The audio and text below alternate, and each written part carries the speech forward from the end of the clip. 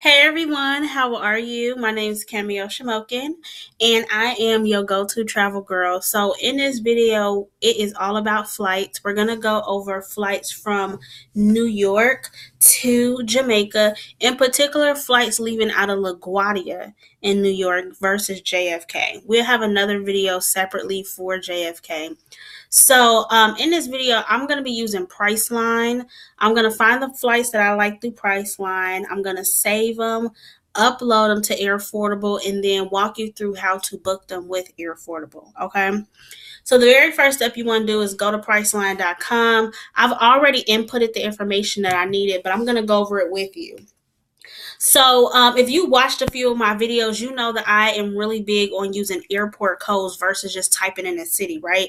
Because if I type in a place like New York has multiple airports, right? You have all airports. You have LaGuardia, you have Buffalo, you have Syracuse, you have JFK, you have Newark, you have this other place I've never heard of, Rochester, and all this stuff, right? And so that's why I'm not a big fan of putting in cities, because cities like New York, like Chicago, and things like that, they have a lot of airports that's nearby.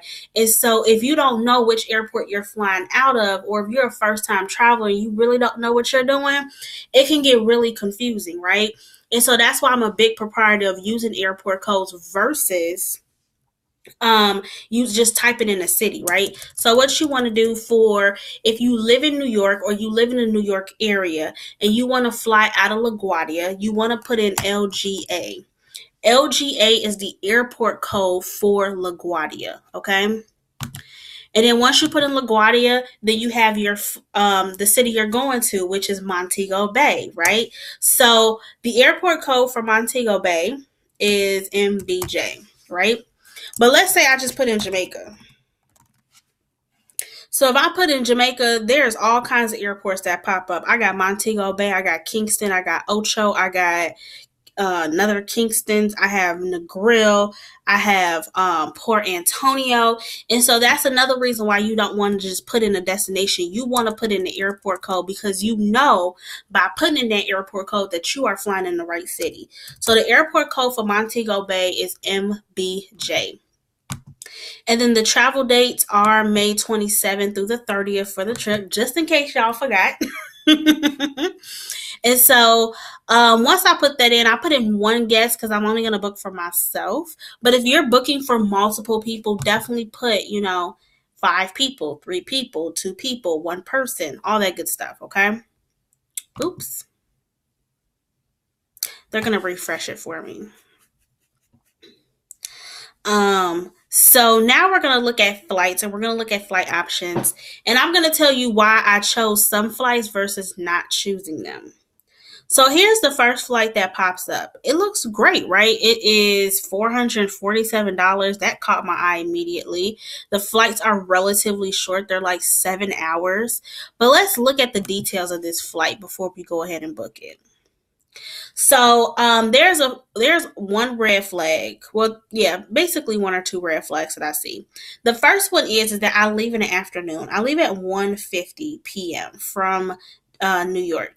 I want to be in Jamaica by 1:50, so this flight wouldn't work. And then the other thing is I get there at 7:50 p.m. See, the flight going back home isn't a problem. It's really this flight in and of itself. So even though it is 446, 72, I would rather pay a little bit more money and get a flight that I know leaves in the morning. So I'm going to exit out of that. And then I am going to look for flights that leave before 1 o'clock. And so once they pull up some, okay. Now this is definitely what I'm looking for. This flight right here. So let's go click on it and see what's all the details for this flight. So this flight, you leave at 6 a.m. You get to Philly and you have a 51-minute layover in Philly. On your way back, the flight is the same as the previous one. So I really like this flight. I want to go ahead and book it. So let's do that, right? So the first thing I want to do is, if you're on a computer, you do have the option to save this as a PDF. Now, if you're on your phone and you're looking up flights, the best thing you can kind of do is screenshot the flights, okay? So because I'm on a computer, I'm just going to click on those three dots. I'm going to go down to print. Instead of printing, I'm going to just save it as a PDF. And I'm going to put LGA to MBJ. And then I'm going to save it. Once I've saved it, I'm going to head over to Airfordable. So once you log into Airfordable or you create an account and log in, the first place they're going to take you is to their calculator. So in the calculator, it's going to go over the details of the flight so they can give you a pricing of how much it would cost to book it through them. So first thing I want to put in here is May 27th through the 30th, and then I'm going to put the pricing being at $496.72. And then I get to choose between paying every 2, 3, or 4 weeks. I'm going to go with every 4 weeks. And then all of the details are going to populate here. So the price of the flight is, $496.72. They are charging a $64.57 service charge, which is about, I would say 15% of the cost, which I don't find to be really bad, especially because they're doing a lot of work for me. And then down here, if you have any credit available, they will apply your credit, and then they will tell you the total cost. And then they will let you know what the upfront payment is. So if you wanted to book this flight right here, right now, the flight is $188.75, which I'm like, baby, I got that already. Like, I'm ready to book this. And then your subsequent payments is $107.52, and then they give you the dates that this due. So if you're feeling this flight, you're like, man, let me go ahead and book this bad boy. I got $200. It's Friday. Let me go ahead and do it. Let's say go book it. And then now I'm going to walk you through what it's like to actually book the flight. So the first step is letting them know where you got it from. So I found this on Priceline. And then I'm going to go ahead and upload this flight. And then I'm going to press continue. I'm going to let them know it's a round trip. And it is from LGA. I almost forgot where we were flying from. To MBJ. Okay. And I'm going to press next.